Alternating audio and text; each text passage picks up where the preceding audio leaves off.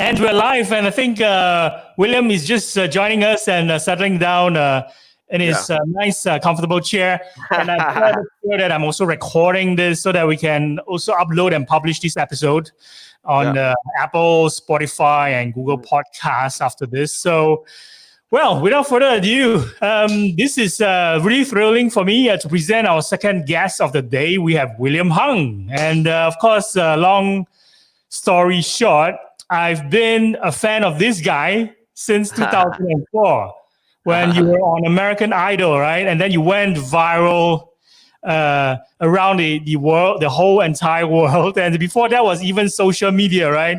There wasn't Facebook, there wasn't Twitter or anything like that. I think we only had like Friendster or IRC, I think, at the time.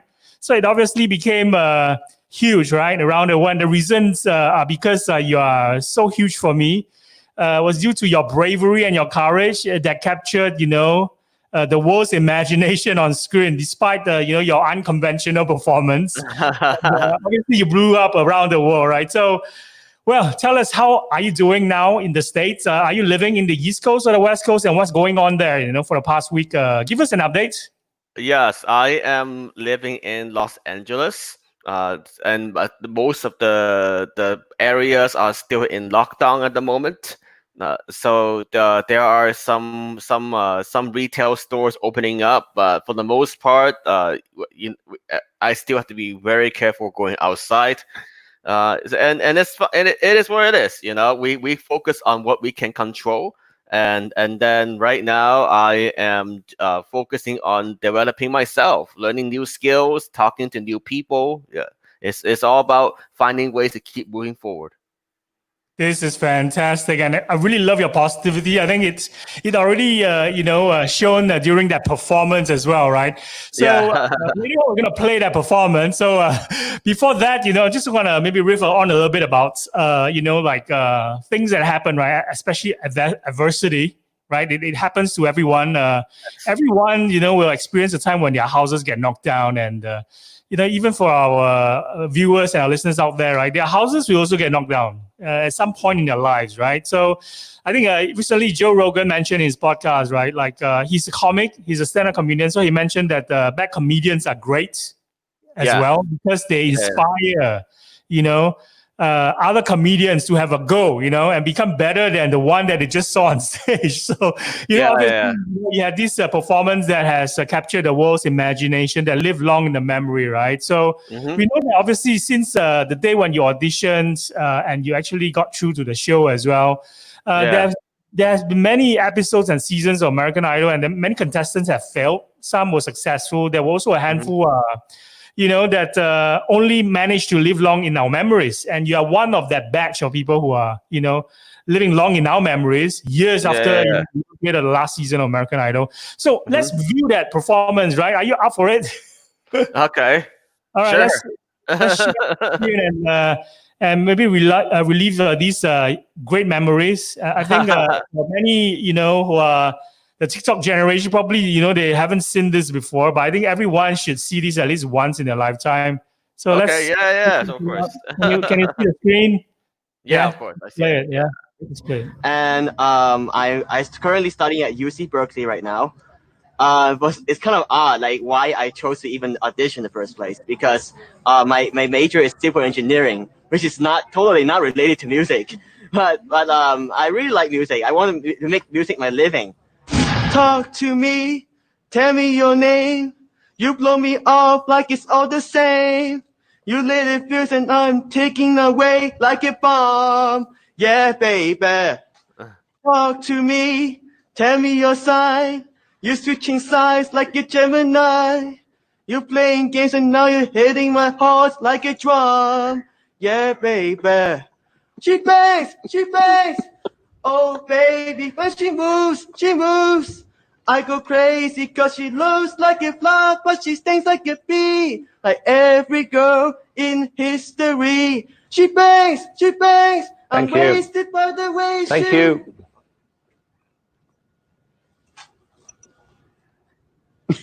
You can't sing, you can't dance. So what do you want me to say?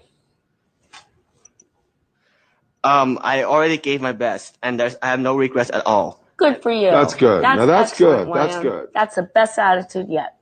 I have no professional training of singing No. or dancing, so. Well, there's the surprise of the century.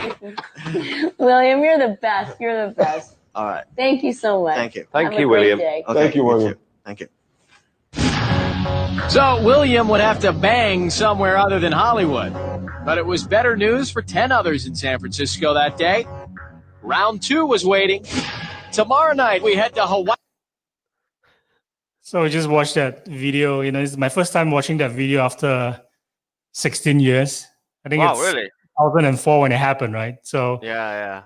if you've actually met Simon Cowell, right, on the Yeah. streets in LA, what would you say to him today?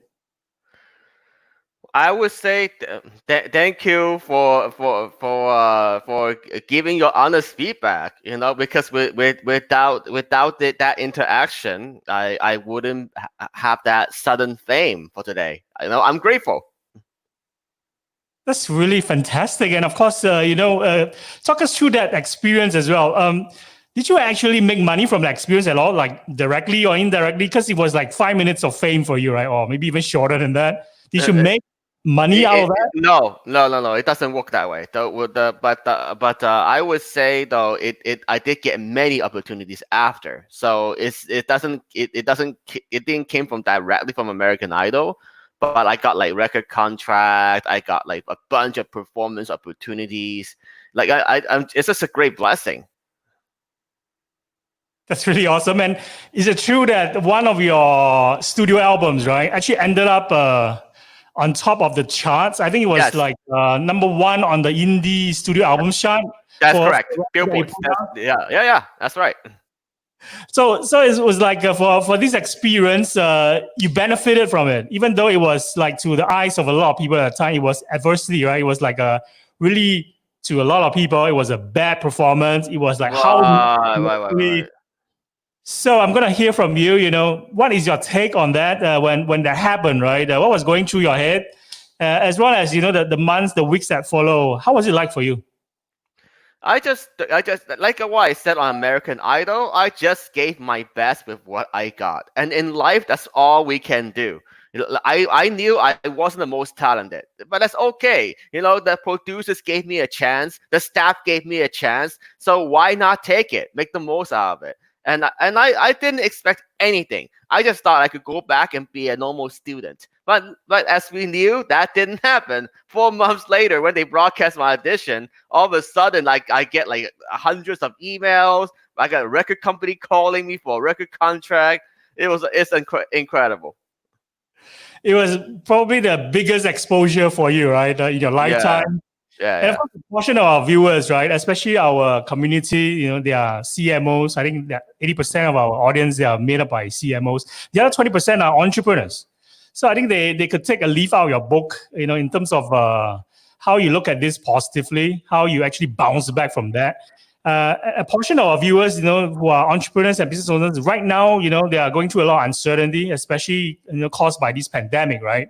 Of course. So we're going to give you maybe about 2-3 minutes to talk about how, you can inspire some of those who are listening right now, who are about to either give up, due to the uncertainty, or they are about to give up. What is your advice for them? I would say like go back and spend some time to reflect on your life. Figure out what makes you happy. And what makes you happy, be honest with yourself, because it takes time for you to discover that. Often what I've experienced in my life throughout the last 16 years is that like for example, I love video games. A lot of people didn't know that part. And it's been part of my identity. Like now I want to create a gaming platform. I'm looking for collaboration opportunities with major companies. So it's, do what's right for you, and what's right for you is not what other people necessarily tell you all the time, right? You have to listen to yourself as well. It's also easy to judge yourself. It's like, if I'm not engineer, I'll be disappointed. If I'm not see the next success in my as my company's role, Like if I don't achieve this certain level, I should be disappointed. Maybe that's not the best way to look at it, because we don't really have control over that. We only have control over what we do each day to get better for ourselves. Very well said indeed. And of course, tell us how you bounce back from the experience in terms of, can you talk about the joy of starting over again, and how are the listeners who are listening in right now or watching this, how can they learn from you by, taking your life to the next level? And before you answer that, how young are you at this moment? 37 years young. Oh, you're younger than me by 5 years. So walk us through, in terms of what actually went through in terms of the process to take your life to the next level, all the changes, all the bounce back, actions that you have taken, and tell us about this joy of starting over again for you. Wow, it's been again. I'm so grateful for all the friends and mentors and fans over the years that allows me to get to this point. But again, life is a long journey. It's like you said, starting over. Like it's perfectly fine to also start over if you're not happy with where you're at right now, whatever it is you're doing. Like you don't have to be stuck at your 9 to 5 job if you want to do something else in your life. But I'm not gonna tell you to quit your job tomorrow. Okay, that's the wrong sentiment. That's the wrong idea. That's reckless. That's not a good best way to approach it. And so like maybe what you can do, because that's what I did. What happened was, again, I think this is something that I haven't mentioned too often. Like the whole like journey, what happened after American Idol. So the first 4 years, I was doing fantastic, amazing, right? Dream life, make so much money, travel everywhere, perform everywhere. And then I got fewer and fewer opportunities. And then do I want to keep waiting, or do I want to get a stable job? So I went to get a stable job. I worked for the government for the last 8 years. What I did was valuable, but it didn't feel like that's my whole life. It's like I don't want to be the average cubicle guy. And so that's why I decided I'm gonna start over. You didn't want to be the guy who is like, working his ass off in the cubicle and hating life, right? That's not you. Right. No, that is absolutely not me. So I finally decided to quit my job. But the way I got there was I studied a lot on poker. So there's a game called poker. It's a card game. I put in like a lot of hours of study, like play. I would say I enjoyed the game as a hobby about 15 years ago, but the last couple of years was when I took it seriously. And then last year I decided, okay, I'm going to put in over 1,000 hours as a side hustle. So every freaking waking hour besides my job, I went in to grind at the casino. and I made it. I actually made it. I made more than what I made for my day job, and that's how I know I'm ready to quit. And then the first 4 months it went pretty well before the pandemic. But as we know, because of the pandemic, the casinos have to shut down. And online poker, I'm very grateful. I got something out of it, but it's not a good long-term direction. One of the new scary facts that I learned from my friends from the high stakes community is that now they have supercomputers to solve the problems to figure out how to make the right play on the spot in under 10 seconds. It's like, what the hell? Yeah. So that's why I decided to start over now. Okay. Now so I tell myself I'm lucky that I'm grateful and fortunate that I'm not worried about keeping my lights on, surviving, right? Financially, I'm doing fine. I have money, I have investments that's going well for me. So now it's the time for me to find out what the impact is I want to make long term. And by working with friends, mentors, and coaches, I discovered that long-term impact I wanted to make from the beginning was designing some kind of gaming platform to help people try something new in their life without being judged or ridiculed. Kind of like SimCity or Cashflow. That's amazing, and we're going to dive into that later on. But tell us, in full details, because we are really going deep right now in terms of what you actually do, right now, like during this pandemic, right? We know, and we have heard and also done some research. You're doing some motivational speaker, engagements as well, right? You were Yes, I do. the speaker, Yes. and you're helping others change lives through your speaking. Yes. Tell me more about that. Yeah, absolutely. Because no matter what I do, end up doing in my life, my spiritual mission is the same. I believe everyone has a right to try something new without being judged or ridiculed. So whatever I'm doing that supports that mission, I'll do it. Speaking is a great way to do it because I want to share my own unique perspectives on how I look at life, how I approach life. Because the way I approach it is different. It might not be for everyone, but that's okay. It's okay because that's what connects with people.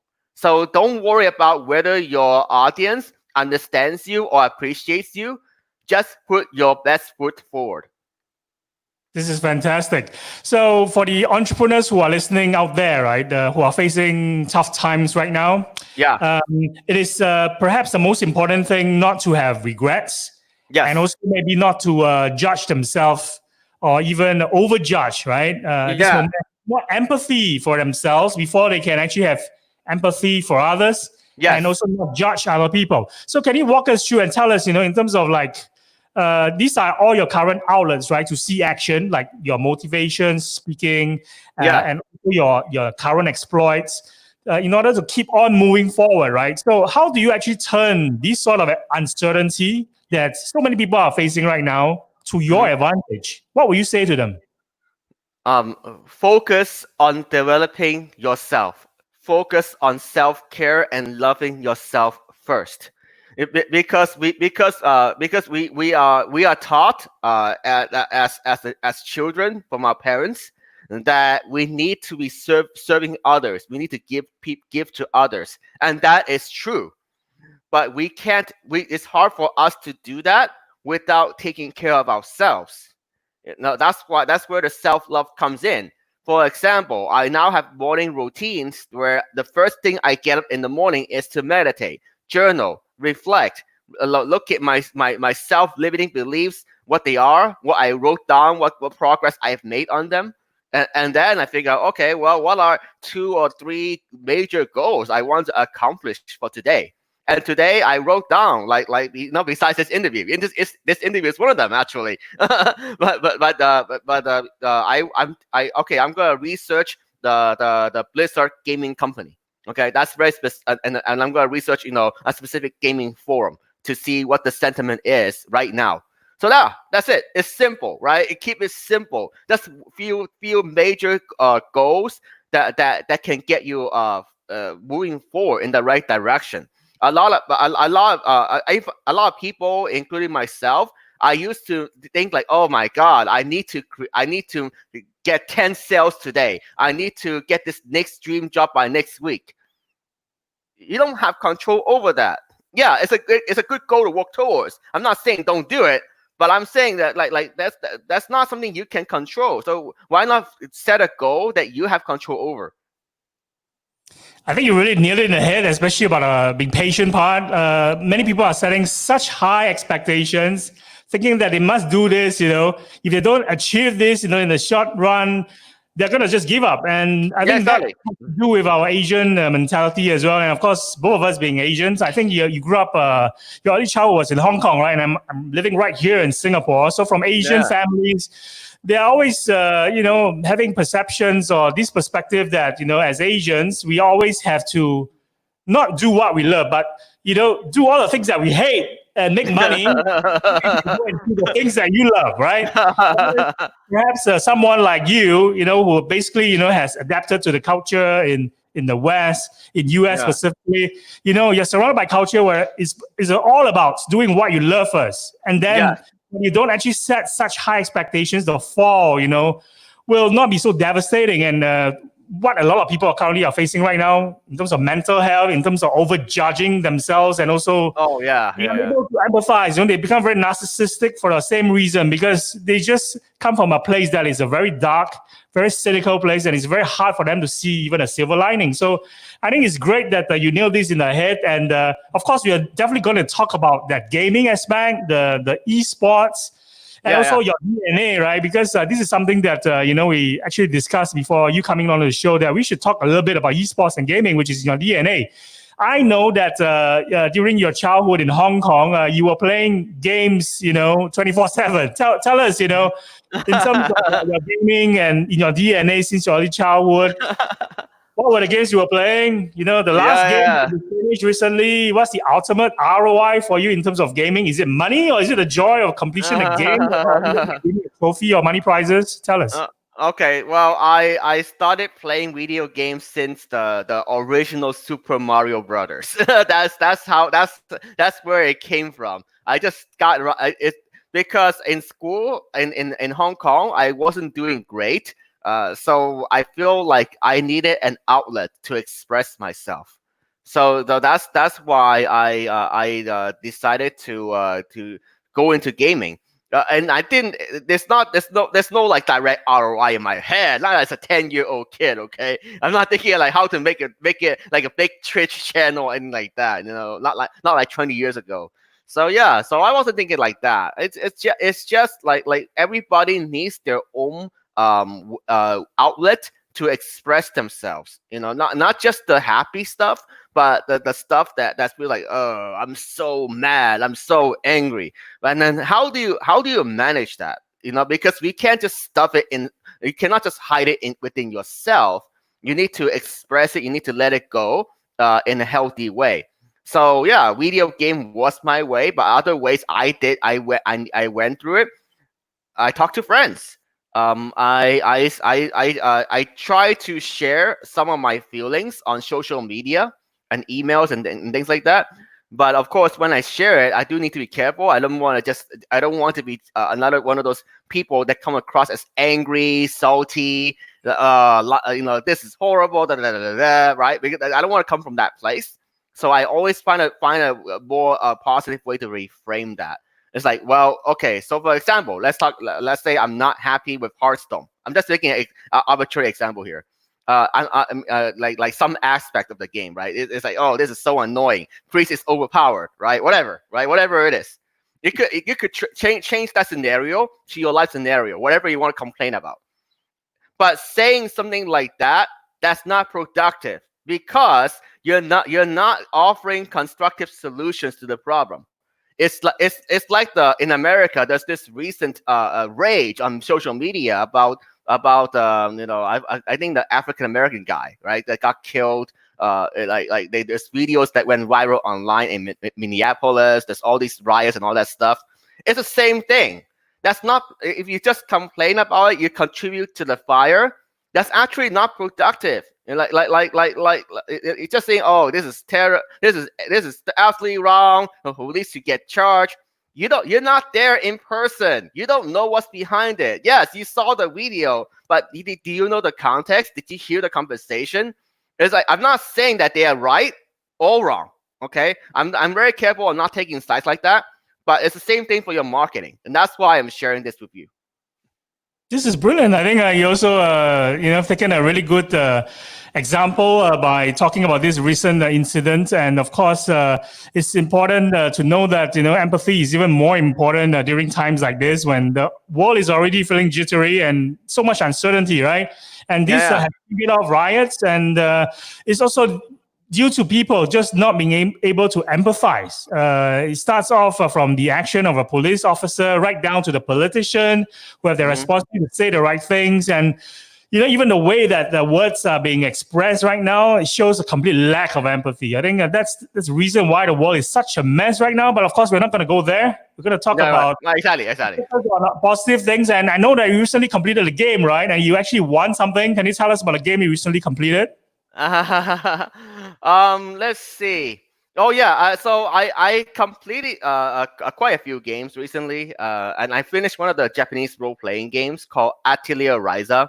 And it's not it's there's no like money prize, but I did complete all the accomplishments like a platinum trophy. So if you're a gamer, platinum trophy in PlayStation is the equivalent for like the the best employee of the year or the best marketer of the year. It's kind of like that because not that many people can have the persistence and patience to hit all those achievements. They are hard achievements to get. So yeah, so I'm proud of that. And but more importantly, I really appreciate the storytelling strategies that I learned from it. I like that. I like that particular game because it comes from a place of being very grounded. The main character is like a average, unassuming farm girl that's just wants to have more exciting life. So I like the narrative. It's not like, oh, we are fighting this big demon that's going to end the world, because that's the common theme for video games. So yeah, I like how it's different perspective. This is fantastic, and I can see the joy, spilling out of you by completing a game and actually, achieving this platinum trophy, right? This status. So obviously, this is something that it beats, making like thousands of dollars by winning a competition, right? And of course, this is all the little joys that we can actually extract from even a simple thing like playing a game. And of course, I think you have taken it to the next level. I understand that you're also live streaming while you play video games. Is that an area that maybe marketers around the world should pay more attention to? Because suddenly, a lot of people during the pandemic have discovered, not just Netflix, obviously, they have discovered Zoom. They have also understood that Twitch is now super important. Tell us, why are you streaming your games while you're playing them at the same time? Why? I haven't actually streamed yet, and I will do that soon. I have technical issues with the exact location where I live with the Twitch. I don't have issues with YouTube, so I'm working on resolving that. But I'm still thinking about my long-term goal. Like at this point. I know that the creating the gaming platform is something that I want to go forward with, but I'm still giving myself time to explore like the how. I feel the how will come to me, like whether it's some combination of speaking, taking the right job with a big gaming company, it's collaboration. So yeah, I know I'm gonna get there, and I just need to give myself the time to explore. Well, this is an area that maybe I can share some of what I've actually researched on. The reason why a lot of gamers, right, are streaming on Twitch for the same reason why the likes of musicians like Matt Heafy from the band Trivium, right? He's streaming his live guitar practice and his jamming sessions on Twitch. It's because he was able to monetize it immediately. There's a button where you can actually donate. You're rewarded if your community or your followers actually like what you're doing. And of course, the game streamers, they are the same tribe, right? They're also thinking of ways whereby they don't really become rich by playing games. They just want to be able to put food on the table, pay bills while they do what they love, which is gaming. And I can see it's something that you truly love.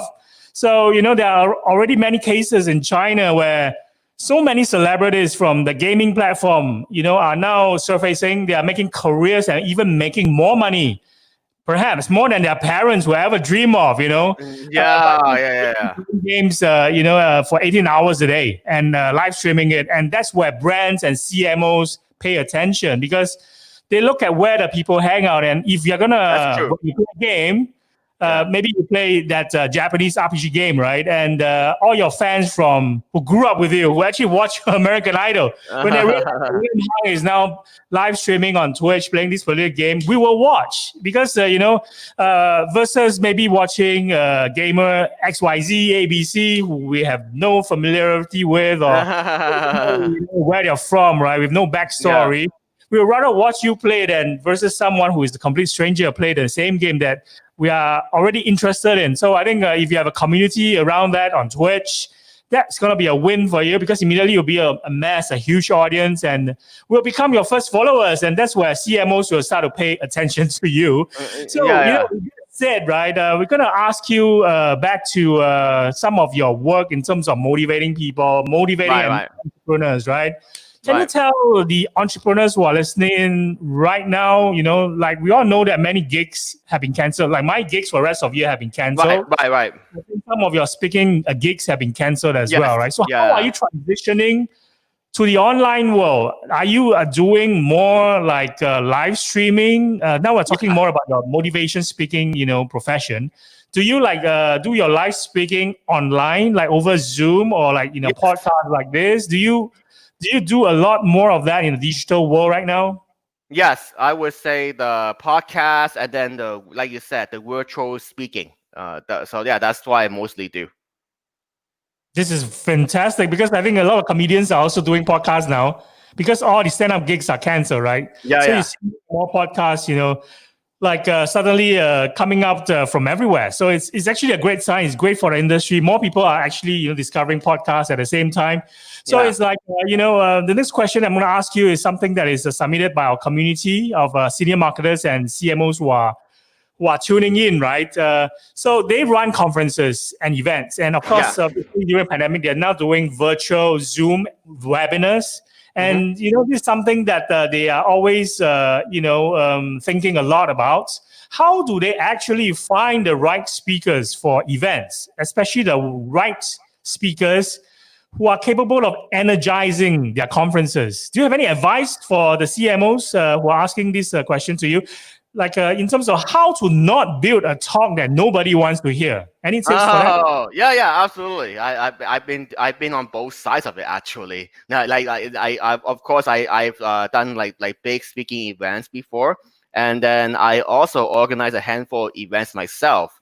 So yeah, I would say when you look for like speakers, think about what is your goal for the event. What is the main takeaway for that you want your audience to walk away with by the time the event is over? So look at the big picture first.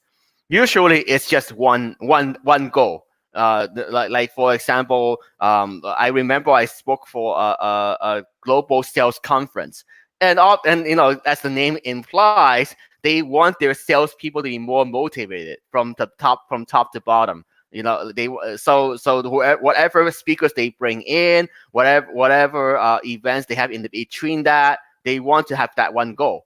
And then once you figure out the specific goal, then you can figure out, okay, well, what are some pain points for the audience? What are they struggling with? For example, like the specific company I spoke for, the name is Corvo. It's an American company. So their sales team, they were struggling with motivation. The sales the main guy, he told me that they were like struggling with like taking it to the next level. They were doing well, but they want to keep pushing it, right? So that's the result that he wants out of the conference. So figure out what it is, what that is. And then like what are some potential issues? Well, maybe we don't have systems in place for that. Maybe like it's mentally it's hard to enjoy pushing yourself to do sales, because at some point mentally there's going to be like oh my god, again, I don't enjoy this. I don't want to take a break from this, right? It's natural. So like once you figure out the deeper problems behind it, then you can figure out, okay, can this speaker address this issue? What new perspectives or insights can he or she bring to the table? This is brilliant. I think a lot of CMOs would definitely extract a lot of value from that advice. And of course, they also want me to ask you, what would you like to learn from them?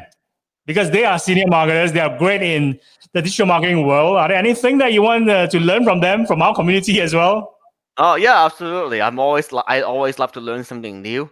So perhaps in terms of marketing, maybe like how to market myself as a gamer.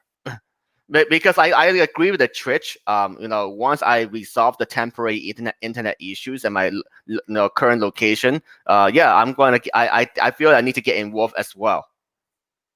That's fantastic. I think once some of them actually, send me DMs after the show and provide some suggestions, right? I will just forward those suggestions to you, and maybe we can even brainstorm together next time how to actually help one another. I think collaboration is a big thing, right? And during pandemic, I'm definitely even open more to that. important to be collaborative. So let's work on that in the future. And before we let you go, I'm gonna give you some time to also plug some of the other things that you have going on for you. You have this book called 4 Pillars to Become Speaking Superstar, right? Walk us through the content of this book. And of course, you have a website as well, willhung.com. Yes. More Yes. about these two things. Yes. So I have a free gift for all your listeners today called 4 Pillars to Becoming a Speaking Superstar. It is a PDF workbook where you could go through it and then learn like, oh, what this is how to design the life that you're looking for. So it's not just for people that want to be professional speakers. It gives you insights about like how I look at life, how I design my life. So yeah, so definitely check that out. And then you can the easiest way for your listeners to reach out to me is through my website, willhung.com. As you saw, I'm also very active on Facebook, Instagram, LinkedIn, and Twitter. Do you have time for our last segment, a rapid fire round? Yeah, sure. So I'm going to bombard you with a lot of questions, yes, and try not to overthink your answers. Are you ready? Okay. Yeah. Routine that works best for you. Meditate first thing every morning. 3 people dead or alive that you would go to dinner with. I would love to go have dinner with my current coach Louisa. And let me see. I want to go Ricky Martin, and then the next person. Oh my God, who else? Who else? Gotta do this quickly. Maybe my former. Oh gosh. I'm just. This is hard, right? Yeah. The third person, I don't know why it's so hard for me. Because the third person, I already had dinner with her before. That's why I'm struggling to figure out like who else. Who exactly is he or she, and what's the reason why you want to pick her as a third person you want to go dinner with together? Oh, her name is Jacqueline. And she's not anybody famous, but she's also like really great dear friend, like helping me with my mindset issues. So yeah, and she's actually in Florida, like the East Coast. So yeah, I would love to go hang out with her again when the pandemic's over. Shout out to Jacqueline. Yeah. Next question: Yeah. Ricky Martin or Shakira? Well, Ricky Martin. Your favorite speaker ever? Favorite speaker? I like Tony Robbins. Favorite marketer or CEO? Favorite marketer? Ooh. I'll give it to my business coach Louisa Joe. She's amazing. She puts out amazing YouTube content. So yeah, that's why it's gotta be her. Favorite podcast? Favorite podcast? You don't have to say this one. Is all right. Yeah. No, besides this one, I would say Chasing Dreams with Amy J. Now I learned so much from that compared to any other podcast. Because she teaches people how to chase their dreams authentically. It's not just about like creating this unrealistic goal. It's about like you have this bigger goal. How can we take more realistic steps to get there? Favorite entrepreneur? Favorite entrepreneur? Ooh.